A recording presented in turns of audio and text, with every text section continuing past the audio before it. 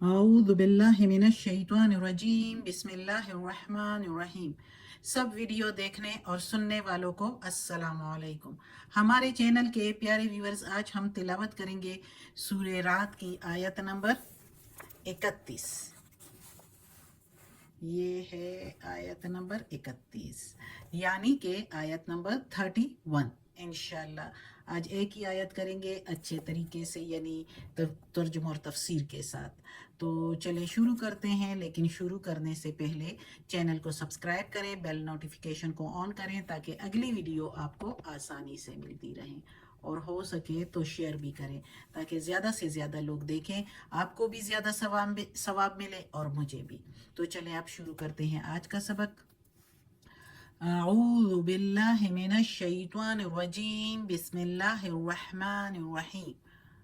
ولو اور اگر، انا بے شک، قرآن سیرت جس سے چلتے، یعنی اگر بے شک ہوتا کوئی قرآن جس سے چلتے، سیرت بہل جبالو چلتے ساتھ اس کے پہاڑ، او یا قطعت پھٹتی، بھی ساتھ اس کے، بہل ارض اور پھٹ جاتی اس کے ساتھ زمین، او کلما یا بول پڑتے، بہل موتا ساتھ اس کے مردے۔ یہ تفسیر بتاؤں گی پھر سمجھ آئے گی، ابھی تو ترجمہ ہے لفظ بلفظ۔ بللہ بلکہ اللہ، بللہ الامر جمیعا بلکہ اللہ کا حکم ہوتا ہے سارے کا سارا، سارے کا سارا حکم، جمیعا ہر حکم اللہ کا ہی ہے، یعنی اللہ کے ہاتھ میں ہے۔ افلم کیا پھر نہیں، یئی اسی مایوس ہو گئے ہو، الذین یئی اصل الذین آمنوا ان لو یشاء اللہ، کیا پس نہیں مایوس ہو گئے وہ لوگ جو ایمان والے ہیں، یعنی کیا پس اطمینان نہیں ہوا ایمان والوں کو۔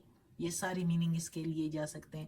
کیا معلوم نہیں ہوا ایمان والوں کو یہ کہ اگر چاہے اللہ، یہ ان کے میننگ یہ کہ لو کے میننگ اگر، یشاء کے میننگ چاہے اللہ،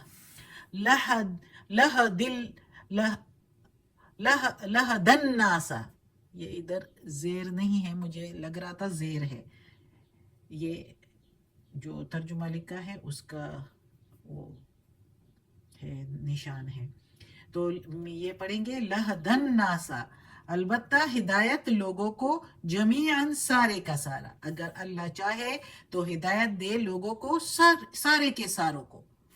ولا یزال الذین اور ہمیشہ وہ جو کافر ہے، کفرو کافر ہے، وا کے میننگ اور لا کے میننگ نہیں، یزالو کے میننگ زوال، جب نہیں اور زوال دونوں کی میننگ ایک ہی ہے تو اس کا مطلب ہو جاتا ہے ہمیشہ، اور ہمیشہ وہ جو کفرو کافر ہے، تصیبہم پہنچے ان کو، بما صنعوا ساتھ جو وہ تیار کرتے ہیں یا ساتھ وہ جو کرتے ہیں، قاریاتن او تحل قریبا من دارہم، تو ان کی کرتوتوں پر، ادھر صنعوا کے میننگ تو تیار کرنا، کچھ بنانا ہے لفظی میننگ، تو ادھر ہم اس کے میننگ لیں گے صنعوا کے میننگ کرتوتوں پر، تو ان کی کرتوتوں پر صدمہ، اور یا اترے ان کے قریب، یعنی ان کے اوپر، ان کے قریب، قریباً کے میننگ قریب، اور تحلو کے میننگ اترے ان کے گھروں، یعنی داری، جو داری میننگ گھر اور ہم کے میننگ ان کے، تو اس کا مطلب اگر بمحاورہ ترجمہ کریں تو یہ اس کا ترجمہ ہوگا، اور ہمیشہ پہنچتا رہے کافروں پر ان کی کرتوتوں پر صدمہ، یا اترے ان کے گھروں کے نزدیک، یعنی کوئی صدمہ، کوئی مشکل، کوئی مصیبت، یہاں تک کہ حتیٰ یہاں تک کہ یاتیا آئے، وعد اللہ، اللہ کا وعدہ، ان اللہ بے شک اللہ لا یخلف المیعاد نہیں خلاف کرتا اپنے وعدے کے. جو وعدہ کیا ہوتا ہے اللہ اس کو پورا ہی کرتا ہے، اور اس لیے اپنے بندوں کو بھی کہتا ہے کہ اپنا وعدہ پورا کرو. اب اس آیت میں خطاب ہے مسلمانوں کو، نہ ہی کافروں کو. کافروں کو یعنی نہیں، زیادہ تر مسلمانوں کو ہے. مسلمانوں سے جب اس وقت کافر لوگ مشرکین جو ہے وہ مطالبہ کرتے کہ کوئی معجزہ دکھائے تمہارا پیغمبر نبی، تو ان کے دلوں میں تو ہم ایمان لے آئیں گے. تو پھر وہ مسلمانوں کے دلوں میں یہ خواہش جاگ جاتی ہوگی کہ کاش یہ معجزہ ان کو دکھا ہی دیا جائے تو ہو سکتا ہے یہ ایمان لے آئے.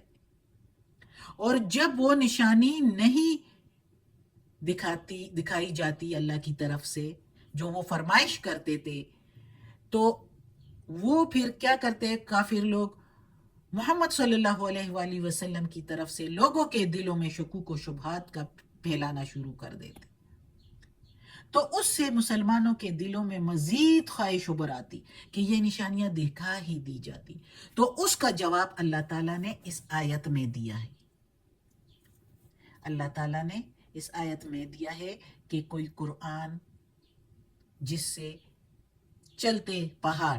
اب قرآن کا استعمال ادھر یہ ہماری کتاب کا نہیں لیا، اس جگہ پر قرآن کا مطلب لیا ہے کہ اور کوئی کتاب، یعنی جس طرح کے حدیث میں زبور کے لیے بھی قرآن کا لفظ استعمال ہوا ہے، تو اس لیے حدیث میں جس طرح اس کے لیے، تو ادھر بھی قرآن کا لفظ کچھ عام یعنی کوئی کتاب ہوتی جو اللہ نازل کرتا، اور اس سے چلتے پہاڑ بھی، اور اس سے پھٹ جاتی زمین بھی، اور مردے بھی بول پڑتے.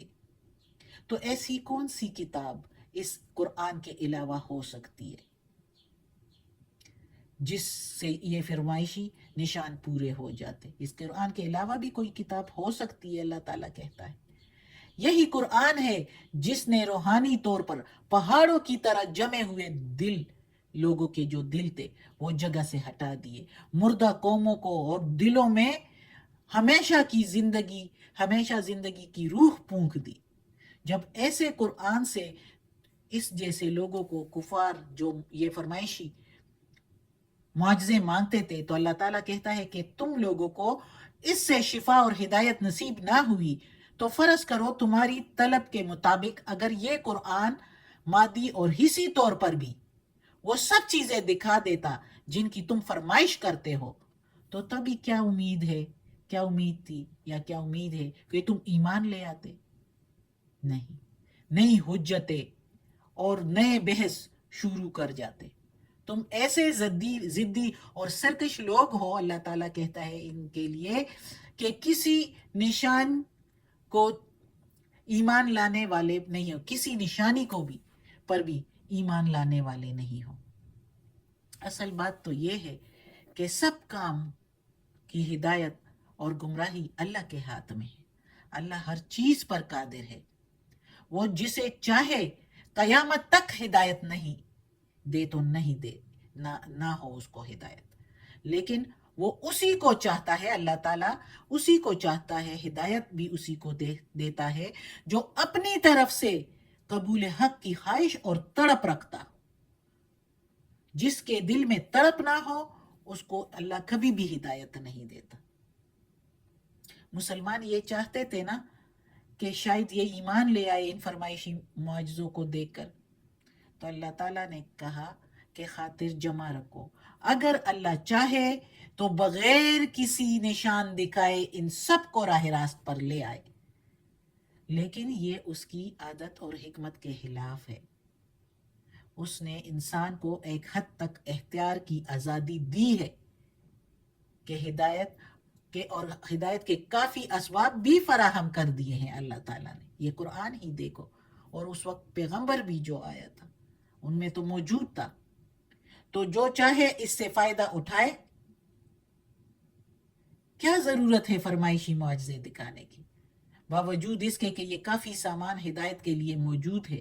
اگر ضدی لوگ نہیں مانتے اور اپنی بےہودہ فرمائشوں پر اپنے ایمان کو لٹکایا ہوا ہے، تو اللہ تعالیٰ کہتا ہے کہ ہم نے یہ ارادہ بھی نہیں کیا کہ ساری دنیا کو ہی ضرور ایمان لانے پر، اسلام قبول کرنے پر منوا ہی دے. آخر دوزخ تیار کی ہوئی ہے نا یہ ان لوگوں کے لیے، اللہ تعالیٰ کہتا ہے. اور اللہ تعالیٰ کہتا ہے کہ یہ لوگ ایسے ماننے والے نہیں، یعنی کہ یہ کفار اس فرمائشی نشانوں سے ماننے والے نہیں. یہ تو اس طرح مانیں گے کہ ہمیشہ کوئی آفت، کوئی مصیبت خود ان پر یا ان کے آس پاس کے گھروں پر پڑتی رہے گی، جسے دیکھ کر یہ عبرت حاصل کرے، تو تب یہ کچھ ان پر اثر پڑے گا. مثلا جیسے کہ جہاد میں مسلمانوں کے ہاتھوں یہ مارے جائے یا کچھ قید کیے جائے یا کچھ دوسری طرح کی مصیبتوں کا شکار ہو جائے، تو یہی سلسلہ ان پر رہے گا، تو تبھی یہ کچھ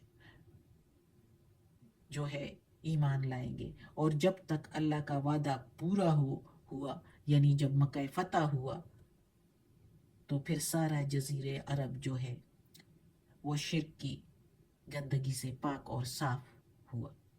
بے شک اللہ کا وعدہ پورا ہی ہو کر رہتا ہے، اور پورا ہو کر بھی ہوا. مکہ فتح ہوا، اور پھر کیسے سب نے اسلام قبول کیا، جس نے نہیں کیا ان کو مکہ سے نکالا گیا. تو یہ ہے اللہ کی قدرت. اللہ تعالیٰ نے مسلمانوں کو بتایا جن کے دلوں میں یہ بات ابری. تو اللہ اپنے وعدے کے خلاف نہیں کرتا. جس کے دل میں تھوڑی سی بھی چمک ہو، تھوڑی سی بھی تڑپ ہو، تو اللہ اس کو ایمان کی روشنی سے، نور سے بہراور کر لیتا ہے، ان کو ایمان کی روشنی دے دیتا ہے، نور دے دیتا ہے. لیکن جو نہیں چاہتے تو اللہ جان بوجھ کر زبردستی کسی کو ہدایت نہیں دیتا. اللہ کا مقصد یہ نہیں ہے کہ ان کو سمجھ بوجھ نہ ہو اور ہدایت اسلام قبول کر لے. ہدایت اللہ کا اصل مقصد ہے ہدایت، اصلاح کریں اپنے. کسی نبی کی نبوت کو منوانا مقصد نہیں ہے اللہ کا. اس لیے اللہ تعالیٰ نے اس قرآن میں، اس آیت میں سب کچھ کہہ دیا کہ ایمان لانے کے لیے زبردستی نہیں. جس کے دل میں تڑپ ہو، فرمائشی معجزے جو پورے ہو، وہ تو زبردستی مجبور ہو جاتے ہیں نا دیکھ کر. وہ نہیں، اللہ تعالیٰ کہتا ہے جو خود اصلاح کرے، تڑپ رکھے، تب اس کو ہدایت ملے گی. صدق اللہ العظیم. آج کا سبق ختم ہوتا ہے. اللہ ہمیں توفیق دے کہ اس قرآن مجید کا ترجمہ مکمل کرے اور اس پر عمل کرنے کی توفیق دے. یا پروردگار، یا رب العالمین، یا مالک یوم الدین، یا علی کل شیء قدیر، یا اللہ یہ تیرے کلام قرآن مجید کی تلاوت کی ہے، ترجمہ اور تفسیر کے ساتھ اس میں کوئی غلطی ہوئی ہو، زیر زبر پیش میں، تلفظ میں، ترجمہ اور تفسیر میں، تو معاف کر دینا. یا اللہ تو معاف کرنے والا مہربان ہے. اور یا اللہ ہمیں عافیت والے معاملات دے اور ہماری بیماریاں، تکالیف، پریشانیاں، برائیاں، کمزوریاں ہم سے دور کر دے. یا اللہ ہمیں اپنے نیک اور صالح لوگوں میں شامل کر دے. آمین.